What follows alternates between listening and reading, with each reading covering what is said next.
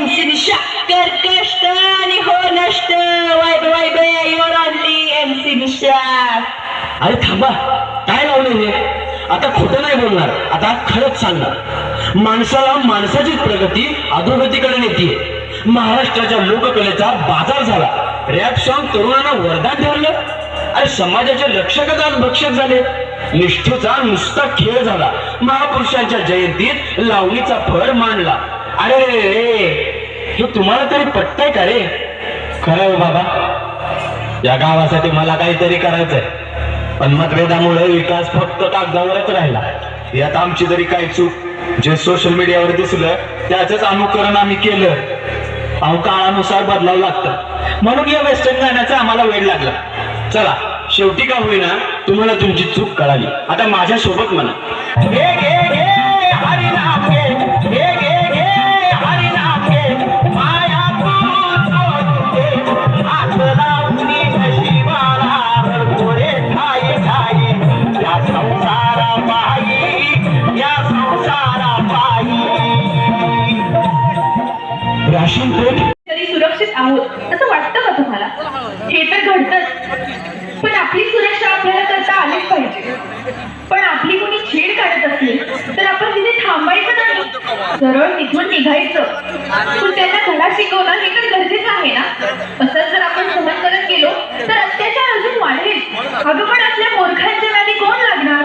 आणि आपल्यावर होत राहणारे अत्याचार आपण सहन करायचे का? काय करू शकतो आपण? जनावरांना समजून सांगितलं तर ते ऐकतील, पण हे छेड काढणारी माणसं ऐकणारच नाही.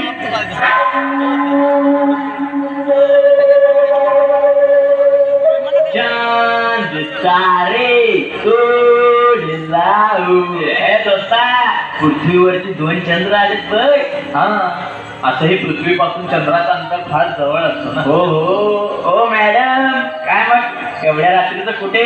सोडू का तुम्हाला? आणि काय मदत लागली तर सांगा, आम्ही आहोतच करायला. थँक्यू दादा विचारल्याबद्दल. दादा? ए बाई, आम्ही कोणाचे दादा बिदा नाही, आम्ही फक्त आमच्या गल्लीचे दादा. ए इकडे दे फोन, इकडे दे, चल. दादा फोन परत द्या. अरे तू दे इकडे फोन. फोन द्या वापस. दादा मोबाईल परत द्या. त्यांचा फोन द्या. येत नाही का? जा, काय करते? आता तरी मोबाईल मधून लक्ष काढा. हे आहे, याचं नाव हे आहे, लगेच आपण प्रयोग करून मोकळा कर. समोर बघ की असं करायला लागला तू. हा, मानेमध्ये काही स्क्रीन बसवली काय? एक झाडू असं करायला लागला.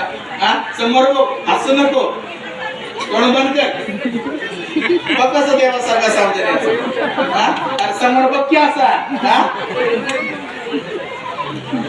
बरोबर आहे. नाव काय?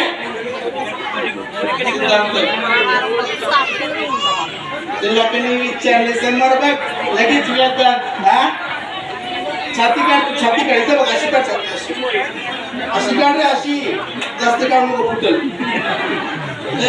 सावधान मध्ये काय चिठी वरती करायला लागला. हा, समोर बघ, सिद्धांत आणि वेदांत. वेदांत ना? हा, सिद्धांत आणि वेदांत खूप सुंदर नाव आहे, चांगलं नाव आहे. आता या आपण प्रोग्राम सुरुवात करतोय. माझ्या काही वस्तू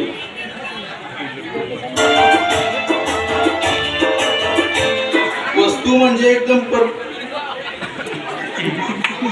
लगेच बघतोय. समोर बघ की आता काय करायला लागला तू? असं असं असं उद्यापासून यांना सावधान म्हणलं की आज सवय लागली.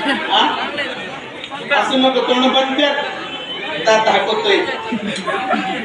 जादूवर काय मोठा झाला, लोकात मला. हे घे रे सिद्धांत, तू एक चिठ्ठी घे. हे वेदांत, तू एक चिठ्ठी घे रे. सिद्धांत, तू एक चिठ्ठी घे. लवकर लवकर लवकर चल. हे वेदांत, तू एक चिठ्ठी घे. सिद्धांत, तू एक चिठ्ठी घे. हे वेदांत, तू एक लवकर लवकर चिठ्ठी घे. बोल बाबा, बोल, तूच बोल. बर, कसं काय मग आबुराव? झकास. लेकर बाळ एकदम मजेत. मुलं बाळ रानात सोडलेत चरायला. अरे आबुराव, लेकर बाळ आणि मुलं बाळ दोन्ही एकच की. अरे हो हो, एकच नाही का? म्हणजे बाकी सर्व व्यवस्थित चाललंय. हा, देवाच्या कृपेनं सगळं व्यवस्थित चाललंय. म्हातारी शाळेत जाते, यंदा 3रीला आहे. नाही का? आता म्हातारीला शाळेत पाठवतो का? कसं नाही बाबूराव, नवं सायन्स करून तुला मुलगा झाला. हा, झाला ना. किती वर्षाचा झाला आता? झाला ना आता 7 वर्षाचा. 2रीला जातो शाळेत. शाळा कुठं आली त्याची? घराच्या जवळ, रस्त्याच्या पलीकडं. होय की नाही? घराच्या आणि शाळेच्या मध्ये रहदारीचा रस्ता भरपूर गाड्या भरधाव वेगाने जातात. हो ना बाबा हो. मग मुलाला शाळेत सोडायला आणि आणायला कोण जात? म्हातारी जाते की आमची. तेच म्हणलं म्हातारी शाळेत जाते का?